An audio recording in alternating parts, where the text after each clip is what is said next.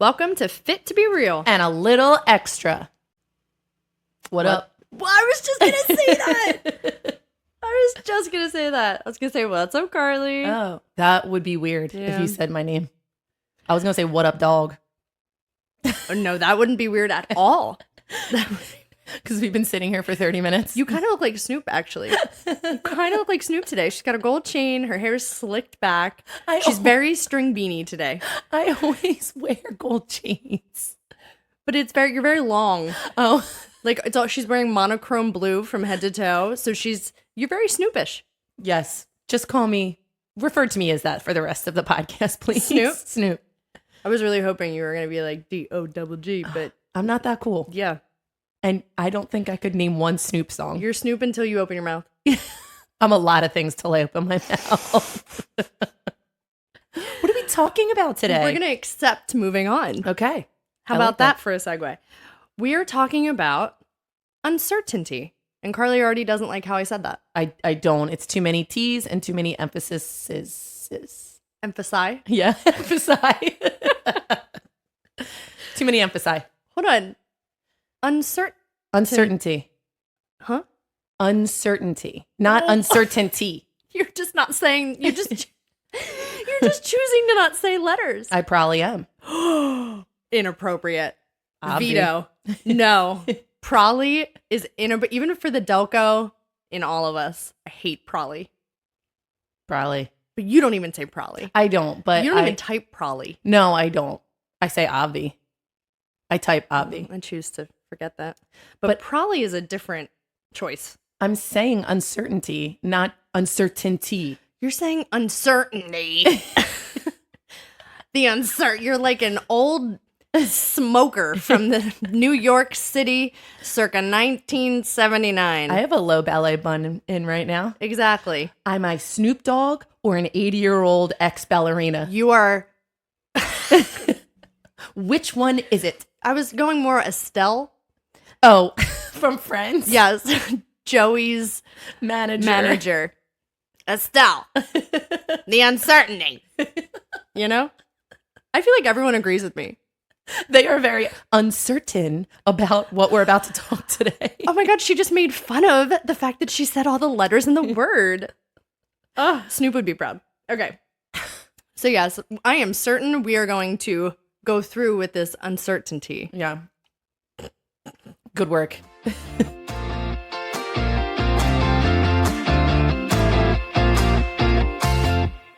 I'm Victoria. Hey guys, I'm Carly. All right, start us off. None of you heard the edit that I just killed of the dead air of wondering how to start this. So Carly's brilliant take on how to begin the episode was to just throw it to me and say, start us off. I am certain that this podcast is always uncertain. Yes, that is the truth. We never know what's about to happen, and we live in that uncertainty. But do you, though? No. You don't like No. the unknown. Right? It keeps me up at night. Wow, this got deep real fast. No, I mean, that's the whole point. That's why when we were thinking about like what to do next, this quite literally, I will wake up in the middle of the night. Do you know when you wake up in the middle of the night to go to the bathroom or whatever, your eyes pop open, then you start thinking of all the bad scenarios that could happen in the future or that could have happened today but didn't? I do that. No. And I feel like I especially do it since I've had kids. I don't do that. You don't do that. I wake up to go to the bathroom and I think, God damn, I have to go to the bathroom. And then I go back to bed. No, I will lay there for not every night and not all the time, but sometimes, and just think about all the things in the future that could happen. If this happens, then this will happen. But you don't want to admit that you have anxiety? No, that's sleep talking to myself. There's a difference. Oh my God. I'm sure you're not alone. I think a lot of people do what you just described. I'm not one of them. Yeah. But I think that's pretty common. I think, and this is something that's completely opinion based, but I think that's like more these days because people know more about what's going on in the world and the bad things, not even just the good things, because I think the bad things are always louder. So we know more of what's going on overseas. We know more of what's going on domestically here in the United States. We know more of what people are portraying on Instagram that aren't actually true, i.e. influencers and all that stuff. Fake news, yeah. Fake news. So like, I think there's a piece of that. I can't talk about the mother part. I think that just comes with having a kid, right? Yeah, I think it's just, it elevates your worry of like, I worry and get anxious about myself and like myself situations. But also now I worry about just like, you know, the kids in the pool in the summer now. And what if this happens? And what if this happens? But what is happening in the middle of the night about the pool that brings you to worry about the pool? Do you know what I mean? I think half sleeping and half... So your dreams are worrying too? No, and half worrying about the next day. Right. Like always worrying about the future. That's the anxiety. the future, yeah. That's the definition of the term anxiety, projecting future happenings and events that have not happened. And but in a negative way. Right. And there was a study done that 85, hold on, I wrote it down because I was like, what? 85% of what humans worry about never happens. Yeah. 85%. That's a lot of percent, actually. Yeah, never happens. Isn't that crazy? That's horrible. I know. Because we live in our thoughts and we live in a made up world that we project. Because you make up scenarios in your head too. And then Right. yeah, I mean, I don't know anybody that does that, but like, you know, you could make up scenarios in your head and overplay them in your head until it, you know, doesn't actually come to fruition. Yeah, your friend, you know, your friend is really good at that. Ugh. But yes. So we're going to talk about yeah. how to acknowledge that and find awareness in the moments that you are feeling this worry pang of the future, or, you know, maybe something's happening where you have to make a decision and the worry comes from, am I making the right decision? Like sometimes I think that's usually mine. I always want to make the correct decision. I don't care which one it is, just let's do the correct one. And that's a part of uncertainty. Not necessarily I'm afraid of like what you're talking about. I'm afraid of what's going to happen at the pool tomorrow. I'm afraid of, okay, well, should I go to the pool or should I go hiking? Which one? I got to pick the right one. You know what I mean? Yeah, decision making. Yeah. And I think a lot of people lately, because the news is always on, Instagram's always open. Yeah. You have what I call busy town in your brain. It's constantly going, and a lot of it's negative. And there's uncertainty. The housing market is horrible. People are trying to buy houses. You know, people are getting sick. People, you know, COVID just happened. There was so much uncertainty with COVID. Nobody knew what was going on. You were living every single day being like, what? I don't know what tomorrow's going to bring. Yeah. And that's hard to live in. And to live in the I don't know is scary to me. I hate not knowing. But that's life. No, I know. No, you don't know. No, I know. You literally don't know. I need to learn how to deal with living in an uncertain time, which, listen, the 50s were uncertain. The 60s were uncertain. It's never not going to be uncertain. The world is going to hell in a handbasket. Oh, there you go. Okay. And for lack of a better phrase, the world is crazy right now. But is it crazier today than it was like when they were talking about the atomic bomb? Well, it's all relative. But yeah. So it's never going to change. In 50 years, it's going to be a crazy, uncertain time. So then what are you stressing out about? Because it's very hard not to live in that anxiety-ridden, like, what's tomorrow going to bring? What's 6 months from now going to bring? You got to figure out how to live in the now so you don't constantly fear the future. Yeah. Acceptance is the first step. But that's so true because you really do. I mean, you have to accept, and we'll talk about it, which I don't know what you got in your little research book over there. So much. Yes, she does. She flipped through like pages of handwriting. That's the first time we've done that in a long time. I know. You really care about this. I do. I'm happy for you. Because I hate living in fear, which we'll talk about. Which is anxiety. Yeah. which is not accepting, it's resisting. Right. So you want to accept and not resist. So we'll get into it. This is basically what I spent 200 hours of yoga training talking about. Really? Like truly this detachment. Detachment and being doesn't mean that you don't care. It's not resignation. It's not resigning to like, it is what it is. It's a little bit it is what it is, but more in a present. I'm a present in this moment. It will be what it will be. Yeah, it is what it is sounds negative. It is what it, yeah, mom never let us say it. No. She did not like, it is what it is. And I think that does have like a, I don't care. Yeah. Like a little bit more aloof, but not in a positive way. And so, you know, accepting that like this moment, we're sitting here, we're talking, the conversation that will happen is the conversation that's going to happen. And it's going to be great. Yeah. Like accepting the moment at hand is detachment. And I think a lot of people think, which is not resisting to change or transition or the expectations that we have. Because that's what you're talking about in the middle of the night. You expect things. Well, maybe I'm wrong. So tell me if I'm wrong. You expect something to happen a certain way, but then your mind goes, and if it doesn't happen that way, it's going to go to this bad place. Yes, that's and exactly this is right. the way that it could go. Yeah. So you're also accepting or expecting the negative situation as well.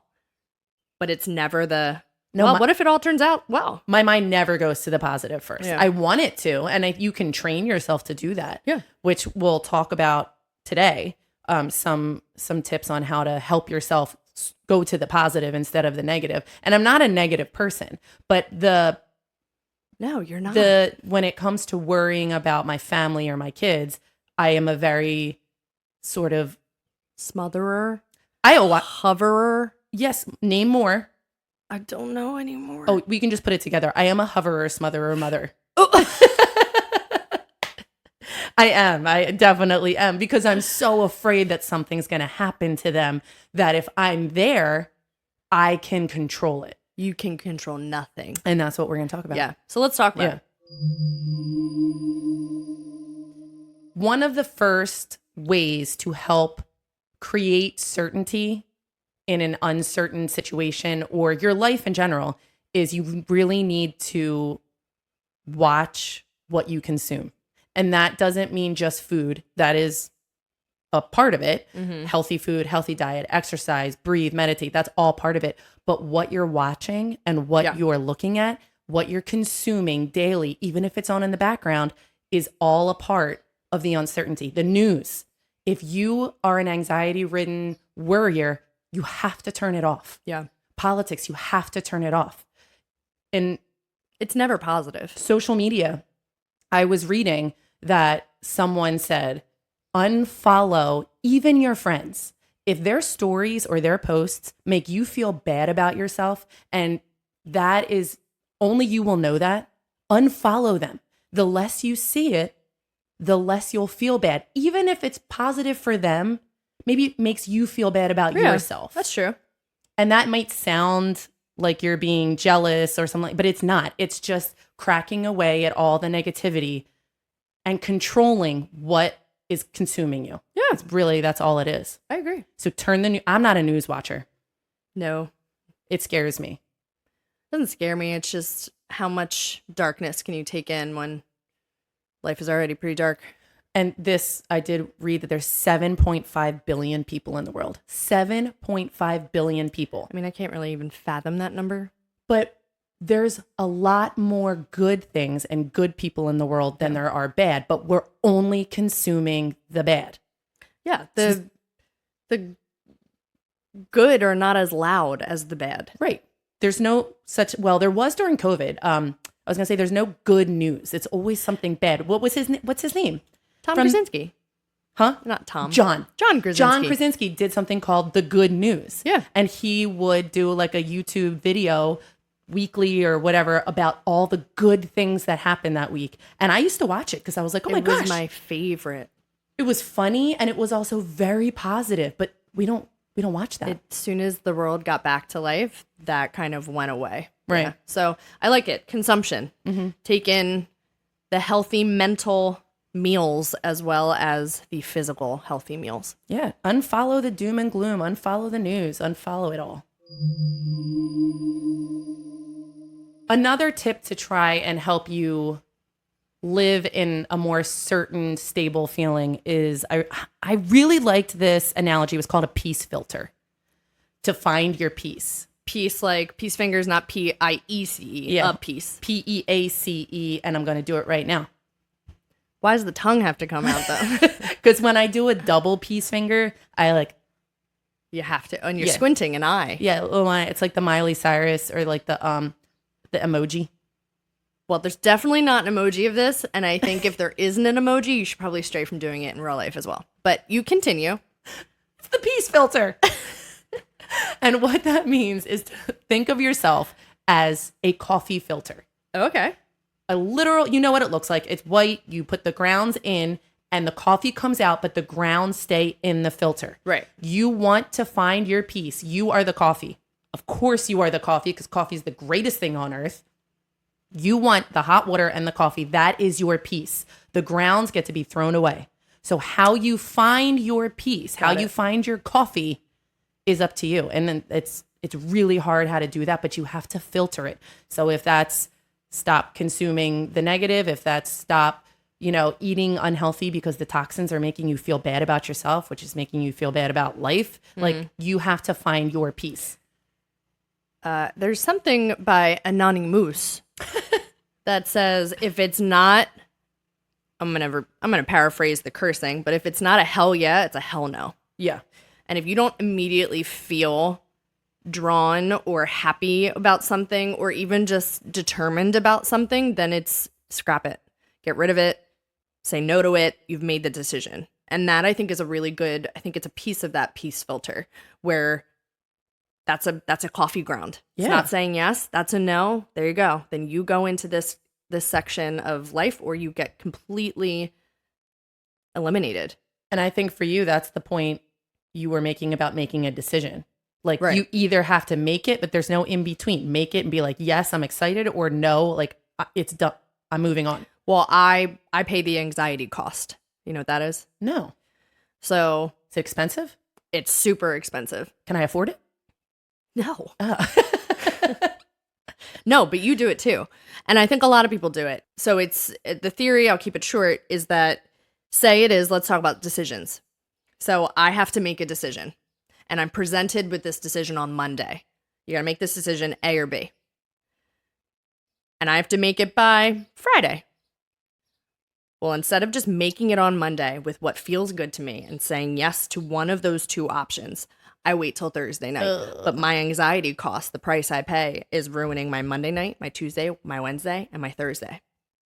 Carly's raising her hand very high. It's me. We all do that, and it's called the anxiety cost. And we do it with procrastination, like chores we have to do or emails we have to send. Anything that you can't just do right off the bat without thinking, it's something that you don't want to do. Yeah. Like I've done that with emails where I'm like, I'll get back to them because I'm procrastinating for some reason. Yes. Depending on what it is. I don't know. And that you pay that cost in between. So She's stealing your life. exactly. Yeah. And that I tax, cannot afford it. You can't afford it. It is too expensive. And if it's too expensive and it costs you your peace, you got to let it go. So that it's just another piece of that peace filter, which I really like the coffee analogy. Who doesn't love coffee? But if you just deal with it the moment it happens, however it aligns with you, and these are all words that people are like, trigger, align, accept, let go, anxiety cost, but it's all true. It's all real. If it doesn't feel like it's aligning with something that feels good to you, it's a no.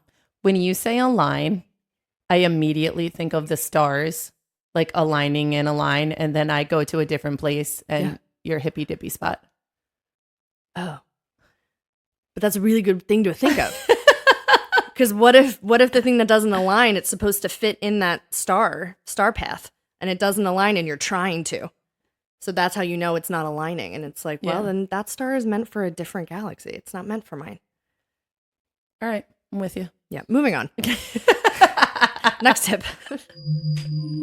Okay, so this is going to sound super silly and like, duh. Wait, sillier than that? Yeah. Duh. You have to match the uncertainty with certainty. Doesn't that sound silly? Because you're like, yeah, duh. I don't think silly's the word. You have to match. You have to match the uncertainty with your certainty. So nothing external you can do anything about. This is all about control. Mm-hmm. It's all internal. You can only control what you can control.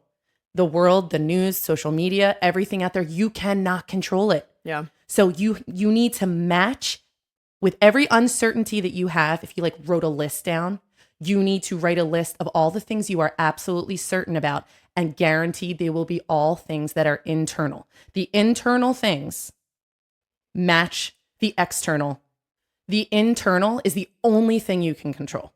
Yeah. You can't control other people. It's impossible. It's not silly. But by saying like, yeah, duh, we need to match uncertainty with certainty and then it'll be all even and then I'll be certain again. Like, no. Well, my mathematician friend, John Allen Paulos, Johnny P, he said uncertainty is the only certainty there is. And knowing how to live with insecurity is the only security. Yeah. That's so hard. It's the same thing. That's so hard. It's so hard, Johnny P. But see, that was sillier. Just so we know, the gauge of silliness, that was sillier. But it's so true because life is completely uncertain 100% of the time. If you want to put a number and a percentage on things, 100% of the time is uncertain. I hate that because I am a planner and I like to plan. And you're a fool. I know because, it never works out that way. And a lot of times it works out better. And yeah, that's true. You don't think about that. That's so true. What is that phrase? When one door closes, another opens. Mm-hmm. That's exactly what it is. All the things I had planned for in my life did not happen. They happened a better way. But they did. Right. Right. But because it's all in your mind. It's all how you look at things. And this is all about, control, and stress and anxiety comes from thinking and worrying about what you can't control, which is a lot. You can't control a lot. And that's what we worry about. Yeah. So it's really all about like living in the moment, which is hard for a lot of people, myself included. Yeah. You have to be present and so you have to accept. First, you have to accept, right? And that means you have to surrender. You have to surrender to the resistance and the friction of change. Because everything that we're talking about, no matter what situation it is, decision, event, it's about change. Something's changing. And that's where the anxiety comes from. So you have to accept just kind of giving up the control to it. Mm-hmm. And that's just being present in the moment and not worrying, being like, you know what? I'm aware that I'm very anxious about this. I am going to choose to not be in my head right now, and I'm going to be at this birthday party. That's what I was just going to say. You have to live in the present moment. So you got to be in the moment and you have to detach. So a good way to start doing that, because a lot of what we're saying, it's like, that's nice. How do you do it though? Right. You have to be aware. You have to name the anxiety. Just like I feel like we've said this a lot. You have to name it. Like Betty. Like our friend Betty. I think we've named our anxiety Betty before in an episode. I think we've named a lot of things Betty. We do love a good Betty White. So Betty White, I'm going to choose that as Betty White. Okay. You have to name it. You have to be like, all right, this is Betty. This is not me right now. And I'm going to choose to put that aside and be here. And by being in the moment and putting Betty to the wayside for the moment, the solution will present itself because you can't focus. You can't get the result that you need by focusing on the obstacle that's in its way. It's like trying picturing to. It. Okay, so that door you're talking about? Yeah. What you want is on the other side of that door, and there's another door, right? That one's open. Yeah. But you're worried about this closed door and the handle's burning, and you're just trying to touch the handle and open the handle and get through the door, but there's another door right there. So what you do in that moment is you step away from that door and that really hot handle, and you're like, okay, I'm aware that this door is here. I'm going to take a moment, and in that moment, you'll probably look to the right and see that open door. Right. Because you're taking a second to breathe about it. Right. And then be like, oh, actually, here's where we're going to go. here's the better solution. And then it works out for everybody. It just is a different door. That one's blue. This one's red. That is really interesting that you just said that too, because what I was going to say next is that fear creates uncertainty. Right. And if what I researched, we're going to send you the podcast link because I really like this guy. His name's Daniel. He's awesome. And he made it in terms that I understood. Yeah. Because a lot of the times people talk about this all the time. Yeah. There are 10,000 podcasts on uncertainty, but if you don't say it in words or what are you talking about? Like a metaphor, analogy. Yes, that you can understand, it means nothing. Is there a podcast for dummies? You know those books? Yes. Like something for dummies? Uncertainty for Dummies. Yeah, that would be so great. Yeah, I already said it. It's called Match Certainty with Uncertainty. I think the book is empty. You buy it and there's nothing on the pages on the inside. But anyway, what did Danny say? Fear creates uncertainty. So when you feel that stress and that anxiety, when you're opening that hot door and you can't get through and you're burning your hand, you need to do what Victoria said, take a step back and ask yourself, am I safe? Yeah. Just ask that one question. Am I safe? You're at a kid's birthday party and you're like thinking about the future. Stop for a second and say, am I safe? Yeah, I am. I'm at a kid's birthday party with my family. You know, I'm thinking about 5 days from now when I have to make that decision or thinking about what could happen in the situation. But I'm safe right now, luckily. Because not everybody can say that. There's a lot of people that can't say that. Yeah. So you say, am I safe? Yes. Go take a walk for 15 minutes in the sun. Guaranteed when you come back, you will feel so much better. And when you're on that walk, you have to think about all the things you are certain about. Okay. I'm sorry. That was Betty talking. I really went for it. Betty's a cartoon. Go big or go home. It's on the WB.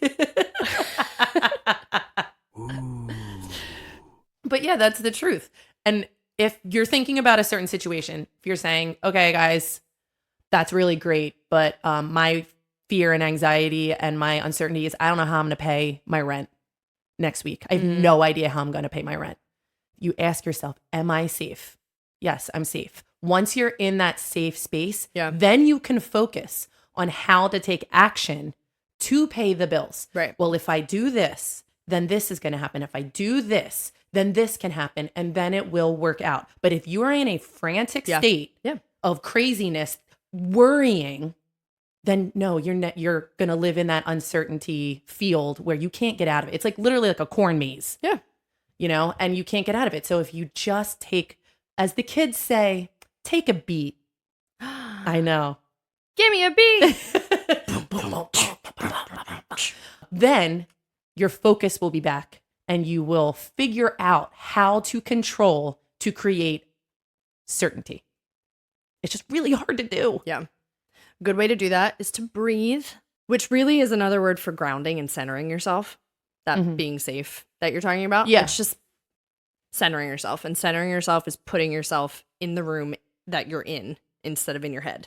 And it's hard. That's all it is. And that's what, so if you've ever taken a yoga class, that's why you breathe in the beginning. What do you think we're doing in the beginning of yoga? Like warming up, getting ready. But you're not even doing that. So when he says breathe, you're like, oh my God, what are we going to do? Doing downward dog. So maybe. Sorry, Tyler. Next time. And Tyler's like, I give up on you. Yeah, I think he has. He's actually yelling right now. That's not true. That's not true. But you're a great breather. No, false. He's lying. He's a very nice person. He's lying. So in the beginning of every yoga class, you do something called pratyahara. And it's basically, that sounds great. But so what annoying. I want to say is, Maria he, Maria ha. That's what I heard. Maria ha ha. Say it again. Say it again. Pratyahara? Pratyahara. Oh my God. Pratyahara. You guys are all saying that too. I know you were. She was like, Pratyahara. It's the art of withdrawing from the external chaos, i.e. Carly. That is what it means. It's tuning inward and silencing the chaos around you. I just snorted. You sure did. There are veins popping out of places that I didn't think she had in her head and her neck. You're so pleased with yourself. That was clever. But no, yes. No, yes. I say take a beat. It's called grounding. Yeah. It's all the same thing. And you slow your breath down. If you slow your breath down, you're going to slow your heart rate down. So that anxiety and that fear elevate your heart rate no matter what. You don't have to be running for that. So if you breathe, it slows it all down. Then you're able to think a little bit clearer, and you can decide that you're safe in that moment. Right. And then make the next decision or the next action from there. So it's not rocket science. No, and that's what I'm trying to say. Like, everybody can do this, but it's, as Victoria says, it's a practice. Right. Like, it really is. You have to practice. It's not just going to pop into your head one day and be like, oh, I'm going to be this person now. Yeah. Like, it obviously takes work. The action part is what you can control. And that, I was thinking about this earlier this morning. Yeah, the action. The action is the most important part, because that's what you can control. So Right. if you are into politics and you're not happy with how the world is going in politics, now we're not going to get into politics, but what's your action? Vote. Right. That's the action. Right. That's what you can control. You can't control what other people think. You can't control other people's opinions. That you can't control what works you up in a conversation about politics. What you can control is voting. So do that. Right. And let that be that. Right. You know, instead of worrying about it for the next couple, whatever. My boy Anana Moose is back. And I saw this online, and it says the secret to happiness is letting every situation be what it is instead of what you think it should be. Yeah. And then making the best of that. So that's another way to say it is what it is. It'll be what it'll be. But letting go of what you think something should be doing and what someone should be doing, settle into the fact that what's happening right now is this is great. This is what's happening. This is where I am. This is the safe place that I'm in. And then move on from there. Yeah. Because you certainly can't go backwards. Can't take any steps back and try to make the decision different. And you might not want to. We never should want to. Sometimes we do want to, but yeah, it's if you let go of what you think things should be, and then from what you think things should be, you worry about what they probably won't be. Right. And then that's what gets you into that spiral. And I think, well, I know that the listen Prove to it. me. Prove it. I'm not saying I do it, but personal development, and something I'm working on, but personal development is the Prove only... it. Just kidding. Dead serious, but keep going. I swear I work on it sometimes. Not when you're sleeping. No. But this is going to help me sleep. There, what is it? Personal development, I hope you spit your coffee out, is the only thing we can control. Working on ourselves is how we control the uncertainty in our lives. How is your mental health? How is your physical health? How is your mindfulness? All of those things are things that you need to work on to create certainty in your life, Right. to be able to take action to create more uncertainty. But you can't create the certainty without working on yourself first. It comes from the internal so that you can create certainty in the external. And this analogy was really good, and I liked it a lot. If you knew in 7 months from now that you needed to fight in like a ring, be a fighter, would you do nothing and worry about it for 7 months? Right. Or would you take action and prepare your mind, your body, physically, everything you needed to do so that you crushed it in 7 months? Right. Hopefully you would do that. So your life should be preparing for these moments that you're uncertain about. You need to be preparing for them, and you need to prepare from the inside so that the external won't bother you so much. I would venture to say if you do this preparation for uncertainty won't even come around. It wouldn't be a thing. It wouldn't exist because you'd be ready. You'd be okay. Yeah. You'd be okay. I like that. That's true. Like, I hope you wouldn't just sit there for 7 months and worry about anxiety cost there. And then get killed in the fight, you know, because you didn't prepare. Yeah, you would get killed. Oh, 100%, because I would worry for 7 months. But, you know, that's what we should be doing. Well, awareness is the first step. But by making yourself stronger and putting in the work on yourself, I mean, that's how you create certainty in your life. No one else can create that for you but yourself. Right? Yeah. Okay. Are you done with your tips? I'm done with my tips. So basically, ask yourself, am I safe? Figure out how to focus on the one thing that you can control to create more control, and focus on yourself. Really put the work in on yourself. Say that again about control. Am I safe? focus on the things that you can control in Oh, right. yourself so that you can add more and more things that you are in control of. Like basically add to your list. The more you focus and work on yourself, the more things you can be certain about. And you want a lot of things to be certain about. Right, but aren't we saying that life is uncertain? Yes, but within yourself, you want to be able to control your mind and your physicalness and your health. You want to be able to control that within yourself. I'm not talking about like tomorrow's plans. Right. I'm talking about you want to have a list of certainties within yourself. Right. So that The mental space, the physical space, we're going to bypass your physicalness or whatever you just said. is physicalness not a word? You said something. I don't even think it was physicalness. I told myself to remember it and then I got sidetracked. It's okay because we can go back and listen to it. We It's sure the will. dream of I will replay audio. right now. So yeah, I agree. I was confused about the word control because control has such, I think, a negative, and to me it is. Control is negative because you can't control anything, but you can completely put awareness, I guess is how my brain wants to think of it, of your personal growth and of what you're doing internally. Yeah, which is the same thing as controlling the things you can control. Yeah, and letting go of the things that you can't control. Basically, this whole podcast, we just needed to say that first sentence that Victoria said that they say in I think they say in AA. Acceptance is the first step. We could have ended there. We could have been done, and your car ride would have been, a lot less silent. But that's really all it is accepting that you cannot see the future and to let it happen. And that's what I was talking about with detachment. See, I think detachment is a negative word. No, but that's because you're very attached to things. You practice attachment. I love attaching. Yes. So attaching is the evilness. So when I detach, it's very sad for me. Detaching is just awareness. It's another word for awareness and acceptance because you're detaching from the outcome. Mm-hmm. You're letting go of that expectation of, it's like what you tell with kids. Don't worry about who wins. Just go have fun. Yeah. Don't worry about who wins. Have a great game. Have a good time. Play with your friends. Why is life not like that? Why do we not say that to adults? Don't worry about the outcome. Just go have fun.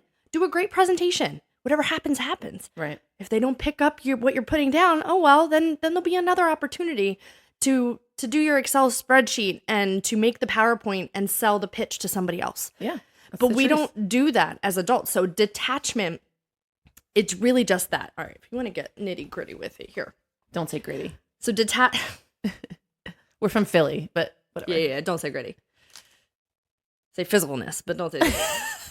So there's a guru named Patanjali, which is very Delco of me to say, but I'm going to say it so Carly doesn't sing anymore. Yada yada. So Patanjali, most likely, but Angelina Patanjali. How dare you? This is blasphemous. Everybody was thinking of it. May Krishna come down on you. Oh, Merry Krishna. No. Harry Krishna? Yes, Hare Krishna. Harry. No, okay. He's the father of modern yoga. He wrote this book called the Yoga Sutras, and it's basically the lesson plan on how to detach and reach enlightenment, which is just being like your authentic self and not, quite frankly, quote unquote, not giving a damn. Yeah. Explicit. So how he describes it in this first chapter is detachment is the conscious mastery.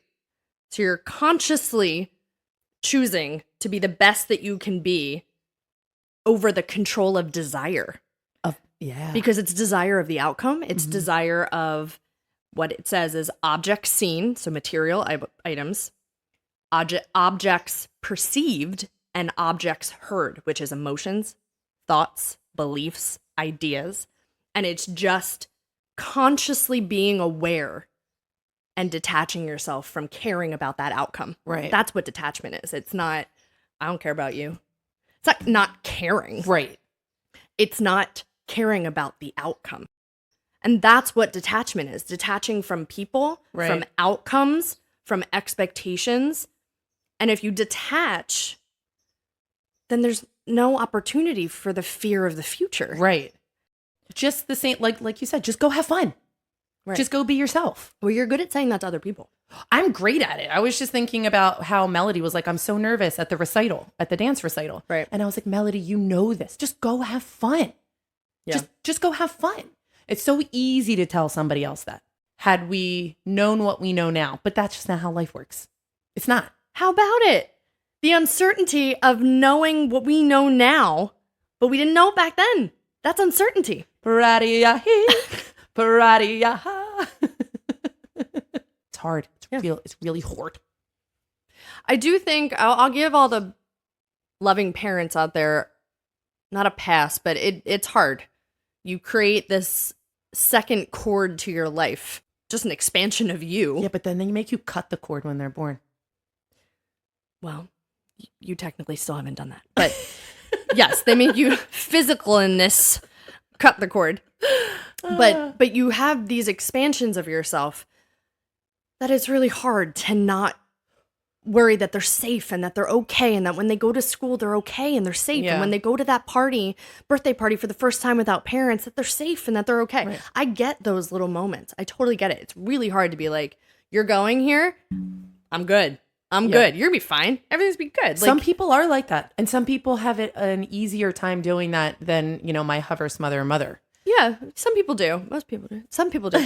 But I'm just saying I agree that when it comes to taking care of little lives around you that you have created or that you are loving, there is a piece of internal worry that comes with having kids. It's hard to shut that off. It's hard to shut that off, and that is where that awareness piece of like naming Betty and Betty's little sister comes into play. And like taking that moment to be like, they are safe. Yeah. Relax. I hate the word relax. I can't believe I just said that. I hate when people tell me to nothing good happens when you tell somebody to relax. Whoa, that escalated so quickly. Oh my God. I just went. I spiraled. It's so hot in here. I spiraled. Oh my God. That was I got really angry at myself for saying relax because I'm crying. I'm You laughing. sure did. I hate when people tell me to relax. Absolutely nothing good happens. Do you relax when somebody says relax? Hey, relax. Oh, okay. Yeah, well, not when it's a command. I really like this character voice you have today. The does and the okay. You're very, you've got like a big, character suit on or something. Oh my God. It's furry. It's furry. Yeah. Obviously. It's got fangs. Yep. But seriously, I'm going to try and take this back a second. Oh. They are safe. You have to remember that. They are safe. Live in that they are safe. You cannot, yes, you can try and protect them, but you cannot predict the future. So you prepare and do as much as you can to prepare for the uncertain with them, without them. And for lack of a better word, it is what it is. And, that's what it is. Because what are you going to do? Keep them from going down the bouncy house slide because they could possibly hurt themselves at the end? Yeah. Like, no. Yeah. You can't let them miss out on having childhood fun because as an adult, there's opportunity to hurt themselves. Right. Because then they're not living a life and you're just wanting them to live the life that you have lived. Yeah. And that's not the point of kids. Or put them in a bubble. Okay, we've gone so far and then it's over. And then you go backwards. It's a work in progress. Work harder. It's a life journey. Life faster. It's so hard. But I'm trying. What is meant for you will not pass you by. Let them. I actually was thinking that when you did your last monologue, I was like, you know what? This is an episode about the let them theory. Hate you. I hate you. Well, you're certain about that, so that's good. But this is the let them theory. If it is something that's presenting itself where you can stress about it, try saying, let them.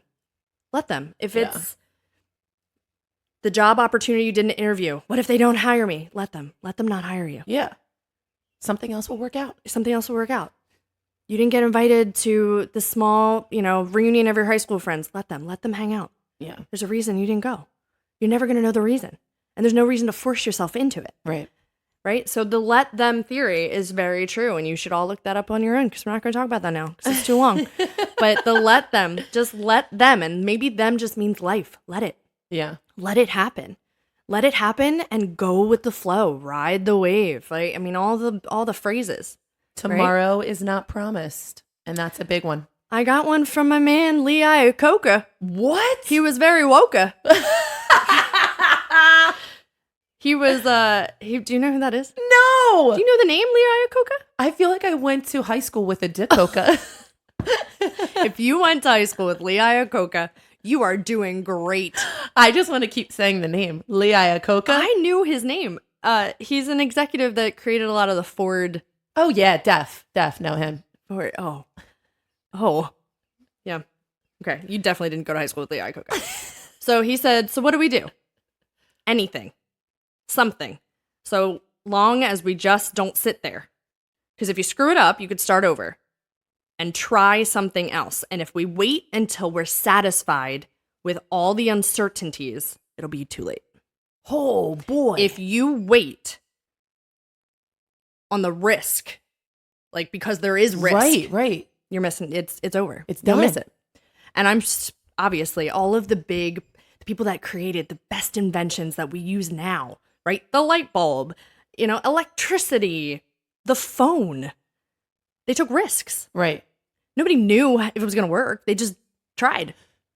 So while you were saying that, I was just thinking, we didn't create electricity or the phone. I don't know. We're pretty electric. Yeah. Da-na-na-na-na-na. But I do think, are very good in ignoring the risk and going for it. And that's When it comes to business. when it comes to CFIT, every single thing that we do, we go, it doesn't matter. Just do it. We'll just do it and see what happens. And we're still open. And we're still open 13 years later. So I'm going to pat ourselves on the back for that, because as much as we worry about the future and what it might bring, we do have this little innate sense in us that goes, just do it. We'll figure it out. That's our little Lee Iacocca in all of us. Wait, I went to school with Leah DeCoca. Oh my God. Nope. Anyway, just do it like Nike. Like Nike. Be like Nike. Well, we are all out of quotes. We are certain about that. And I really think this is a good practice for all of us, because life is a practice. There is no one out there that knows what they're doing. Do you remember being little and being like, oh, the 30-year-olds, they got it made. Yeah. They know what's going on. It's like the biggest joke of them all. It is a hilarious joke. So, with that said, remember that you're always, and truly in every sense of these words, you are always fit to be real. And always allowed to be a little extra. No, I really like how you said that. I was feeling it. For legal reasons, we have to tell you that this podcast is meant for entertainment and educational purposes only. We are not healthcare professionals. For all of your health, wellness, fitness, and self-care needs, please refer to the medical professional in your life. Your primary care physician, your therapist, a certified coach, whoever it may be. And then let us know what they say, because I guarantee we need to know it too. Okay? Okay, bye.